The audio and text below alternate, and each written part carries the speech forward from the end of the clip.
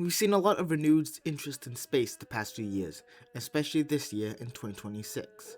With Artemis 2 on return to the moon for the first time in over 50 years, and the theatrical release of Project Hail Mary back in March, it does bring back just a little bit of the space age optimism of the 60s and 70s, even if it does kind of feel like a distraction from everything else going on. With that, I want to bring attention to China's space program, its great strides in lunar exploration, their long-term lunar development aspirations, and a plan for a manned Chinese moon landing by the end of the decade. This is the first video of a few that are generally planned to be shorter to fill out the gaps between my larger projects. If you want more videos diving into the history and conflicts with modern day space exploration, then please let me know down below. Without further wait, get out your little red books and get ready for a very Chinese video. To understand China's space program in the modern age, we need to understand China's history. At the beginning of the 20th century, China was the decaying empire, dominated by foreign powers through the unequal treaties and suffering through the century of humiliation. This would lead to massive political upheaval, first with the revolution against the monarchy in 1911, followed by the fracturing of the country into warlordism and civil war. Divided against itself, the Japanese Empire saw it as an opportunity to invade, leading to a brief unity between the Chinese nationalist and communist forces to resist the invasion. However, once the Japanese were forced out, the civil war quickly resumed, leading to a victory of the communists in 1949, with the nationalist forces retreating across the strait to Taiwan. But by the beginning of the space race in the late 1950s, China was still a heavily underdeveloped country with primarily an agrarian economy, nowhere near space travel capable.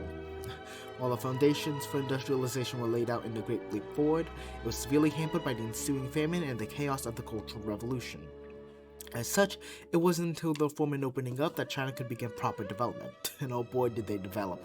I'm sure I don't need to be the first one to talk to you about China's rapid rise to global prominence, so let's look at how all this is connected to their space program.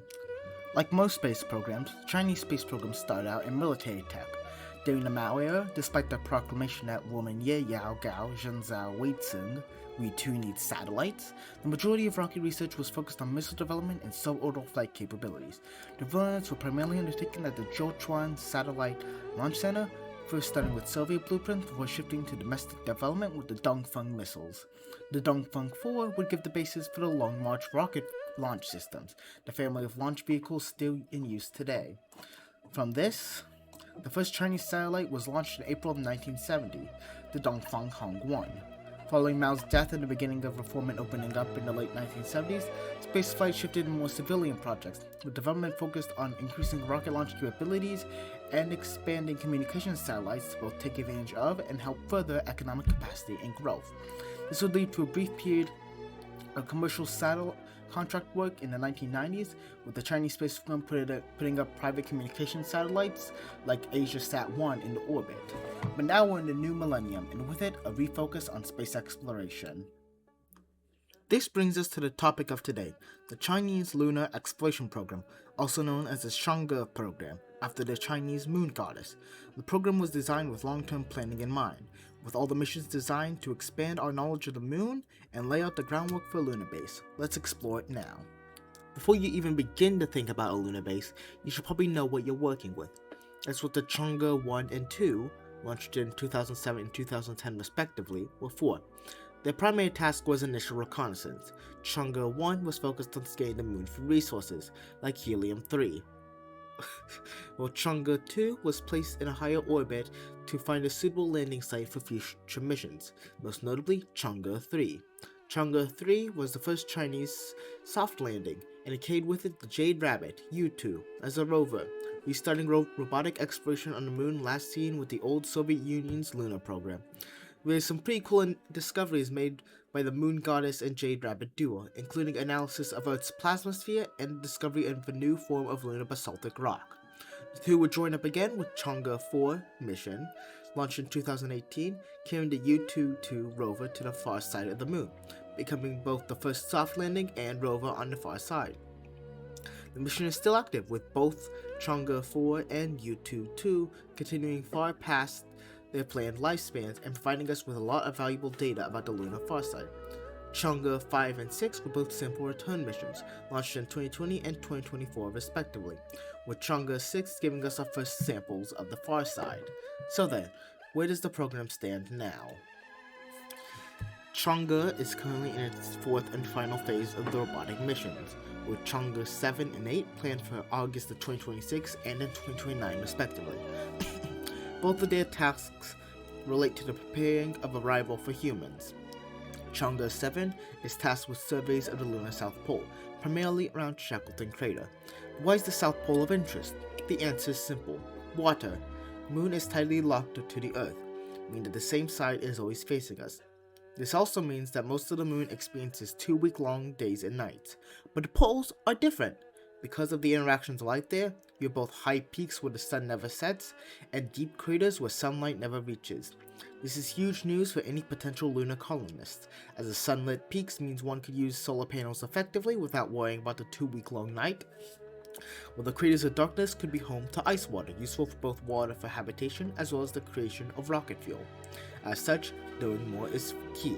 To accomplish this, Chang'e 7 will be fully kitted out with an orbiter, lander, a rover similar to those of Chang'e 3 and 4, and a self-powered hopping probe, able to make brief takeoffs and landings to different sites of interest across the lunar South Pole. Each craft also has lots of different scientific instruments, a good number of them designed by various different space programs and companies internationally, all with the goal of enhancing knowledge of the lunar South Pole. But Chang'e 8, planned for 2029, is perhaps even more ambitious, as its goal is to test the ability to 3D print a moon base using only local lunar resources. In addition, it will contain a small, self-enclosed habitat within it to test life support capabilities. If successful, it would demonstrate China's ability to both construct a moon base cheaply and keep its inhabitants alive. So then, what's the long-term play here? Firstly and most simply, a manned moon landing. The goal has been consistently stated as being by 2030, and the agency is still on track to reach this goal, according to a China Daily article from March 3, 2025. To accomplish this, a lot of new technologies need to be developed and tested, so let's go over them. Firstly, a new crew module and specially designed lunar lander are needed, and that's what the Dream vessel, Mengzhou, and the Lanyue are for. The Mengzhou is the next-generation crew capsule, similar to NASA's Orion capsule. It is designed for both lunar landing and for crew transfers to the Tiangong space station. Meanwhile, the Lanyue is the lander, designed to dock with the Mengzhou and carry the taikonauts to the surface, along with the Tansuo rover for lunar exploration. Development for all these new spacecraft and systems has been progressing smoothly. Last year, in 2025, tests for the Lanyue lander were conducted, and earlier this year in February, an abort test for Mengzhou was conducted successfully. And the uncrewed Mengzhou 1 is planned to fly later this year, docking with Tiangong. But in order to send humans to the moon, you need a launch vehicle powerful enough to send them there in the first place. Like Apollo needed the Saturn V and Artemis needs the Space Launch System, Chang'e needs the Long March, specifically the Long March 10. Designed as a next-generation launch system, the Long March 10 will carry the Mengzhou and Lanyue separately to the moon before they dock in lunar orbit. Like the others, the Long March 10 is on schedule for development, with a recent test of its first stage reusability. So, we very likely are on track for a Chinese moon landing by the end of the decade. However, Chinese aspirations don't just stop at putting a taikonaut on the moon. The Chang'e program is tied to the greater International Lunar Research Station project, an international cooperative project headed primarily by the CNSA and Roscosmos, and including developing countries like Thailand, Nicaragua, and South Africa, with the goal of creating a lunar base in the mid-2030s. The ILRS is split into 3 phases: reconnaissance, accomplished with the Chang'e 6 and soon the Chang'e 7, construction, which includes the Chang'e 8, along with future missions to engage in life support and construction experimentation, along with the actual construction, and utilization, planned to be by the mid-2030s, with humans occupying the bases and carrying out research. However, China will take the lead on this project, with Roscosmos being a shadow of its Soviet legacy, and most of the other countries signed on to the ILS providing supporting roles, such as helping design the scientific equipment equipped on the landers. So, let's answer the kind of clickbaity question from the beginning. Will China land humans on the moon before Artemis? Well, it's definitely a possibility. With the delays to the Artemis program, with the moon landing being shifted to Artemis 4, planned for 2028, will the Chinese plan to land by or before 2030? However, this new lunar race is not just about returning humans to the moon, but rather is on the long-term development plans for the creation of a new space economy. And only time will tell how it developed, but the question remains of who is on top now. Well, let's see. Right now, China's biggest strength in its space program is its automation capabilities. China knows that it would not succeed if should it attempt to blindly copy the American or Soviet approach to lunar missions. As such, all aspects of the Chang'e program are designed with long-term capability and planning in mind, with lots of investment in automated probes, landers, rovers, and lunar relay networks through the Kueqiao satellites. This has allowed the Chinese to learn how to approach a lunar landing and future construction of a lunar base. In addition, Chang'e has been planned out for decades, with all 4 phases, starting with orbiters to landers to sample return, and now today, all planned out during the program's initial proposal. All missions were designed with long-term thinking in mind, to build off one another, with the ultimate goal to establish a lunar presence for a country that had never been to the moon. And it's worked! Chang'e has been consistently successful and on schedule. So how does Artemis stack up? One of the biggest characteristics of Artemis is its reliance on private spaceflight contractors. The argued advantage is that it allows for an increased stability and innovation, and while we have seen some of that with, for example, our orbital launch vehicle reusability like SpaceX's Falcon 9, the drawbacks are already beginning to show themselves. For example, the design of the Lunar Lander module had been initially outsourced to SpaceX, which designed the Starship HLS.